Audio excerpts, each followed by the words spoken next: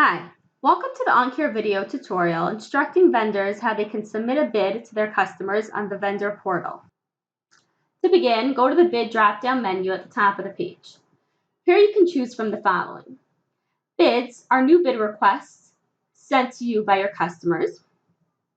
Bids I sent are bids that you have already sent to your customers in response to quote requests. And bids I won are bids you've sent to your customers where they have chosen you as the vendor to order from. In this tutorial, I will instruct you how to submit a bid in response to quote requests your customers have sent you. Go ahead and select bids. This will open up a page displaying all the pending quote requests.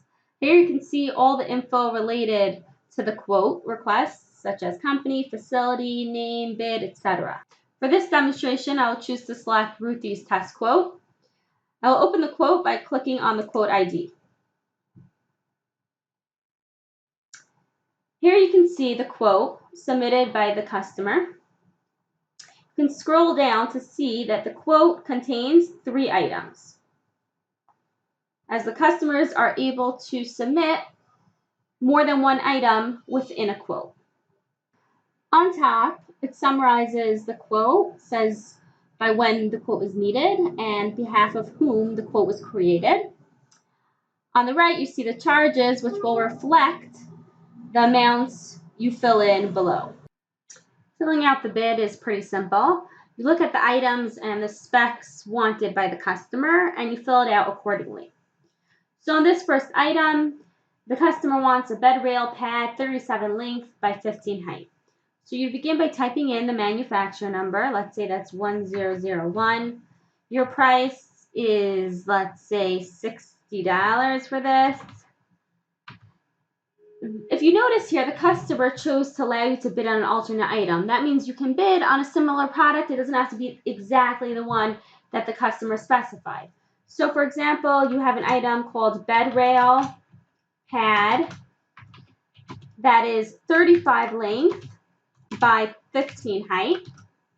And that will bring down the price a bit to $52. And your alternate manufacturer item is 1002. You can continue on filling out the rest of the bid for the additional 2 items, or you have the option to just submit a bid with 1 item filled out. I want to point out here that you have 2 options in entering your shipping costs. You can either fill out the shipping costs box for each item in the bid, and that will give an individual shipping cost per item, which will be totaled in your charges by line shipping costs. Or you can just fill out one complete charge for the entire bid, let's say $25, which will include all of the items below. In that case, you will not be filling out any individual line shipping costs for the items below. After that, you can review the summary of charges in this box. And when you have finished completing your bid, you can either save the bid, which allows you to come in at a later point to edit, or you can submit it directly to the customer.